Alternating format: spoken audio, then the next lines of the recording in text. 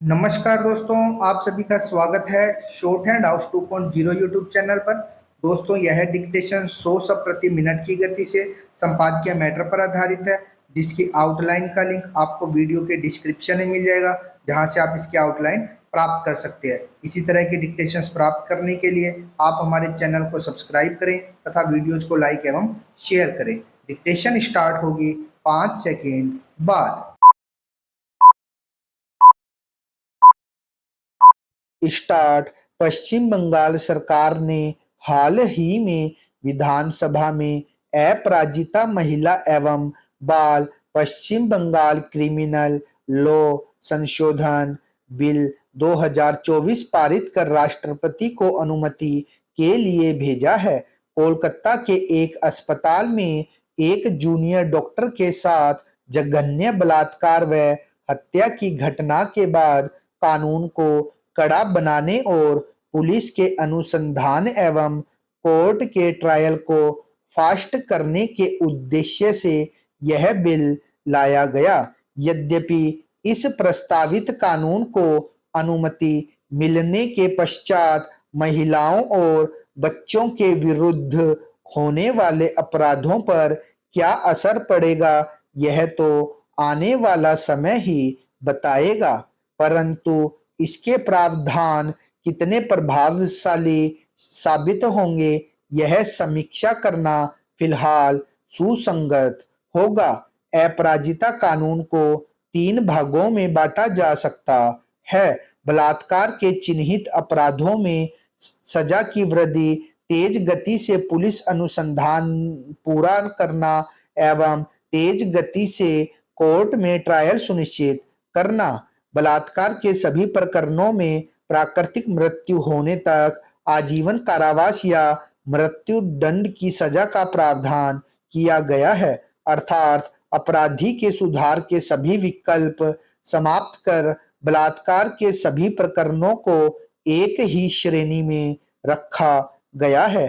धारा 66 के अंतर्गत यदि बलात्कार के पश्चात चोटों से पीड़िता की मृत्यु हो जाती है या उसकी स्थिति मृत्यु समान हो जाती है, तो ऐसे प्रकरणों में अपराजिता बिल में केवल मृत्यु दंड का प्रावधान किया गया है। यद्यपि ऐसा अपराध अत्यंत संगीन श्रेणी का है, परंतु केवल मृत्यु दंड का प्रावधान करना असंवैधानिक है। याद होगा कि वर्ष 1983 में सुप्रीम कोर्ट ने आईपीसी की धारा 303 आजीवन कारावास के दौरान हत्या करना को इसलिए असंवैधानिक करार दिया था क्योंकि उसमें केवल एक ही सजा मृत्यु दंड का प्रावधान था। सुप्रीम कोर्ट ने यह माना कि सभी प्रकार के अपराधियों को समाज के लिए एक बराबर खतरनाक मानना युक्तियुक्त नहीं है।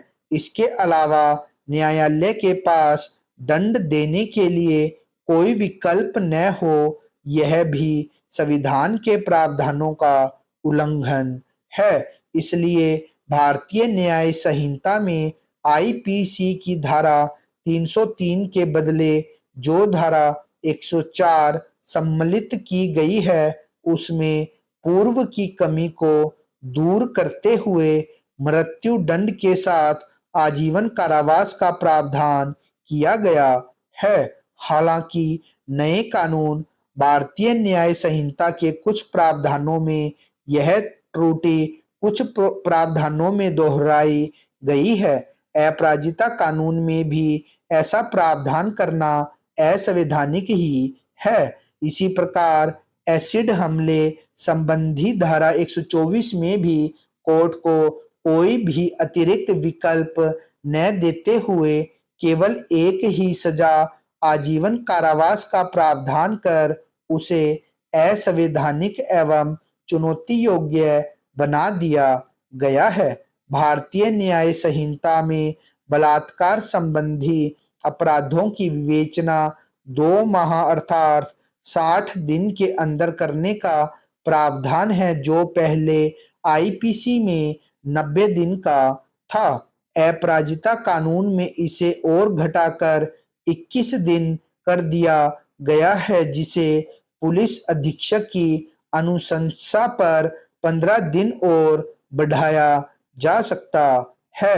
किसी भी अपराध में यदि मृत्यु पर्यंत आजीवन कारावास या मृत्यु दंड जैसी कड़ी सजा का प्रावधान हो तो उसमें अपराधी को सजा दिलाने के लिए जरूरी है कि अपराजिता पुलिस विवेचना की गुणवत्ता उच्च कोटि की हो।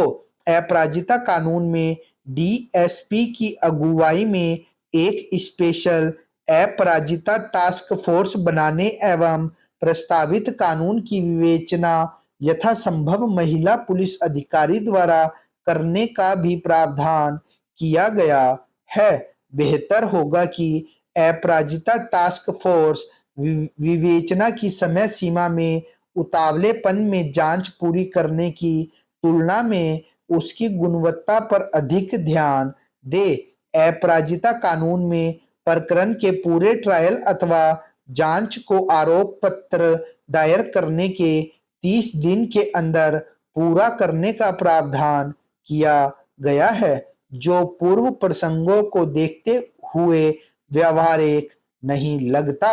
यह बिल अपराध को जड़ से दूर करने के प्रयास करने की बजाय केवल लक्षणों को दूर करने का अव्यावहारिक प्रयास है। बलात्कार के प्रकरणों के संबंध में भारतीय न्याय संहिता एवं भारतीय नागरिक सुरक्षा संहिता में पूर्व से ही कड़े प्रावधान है।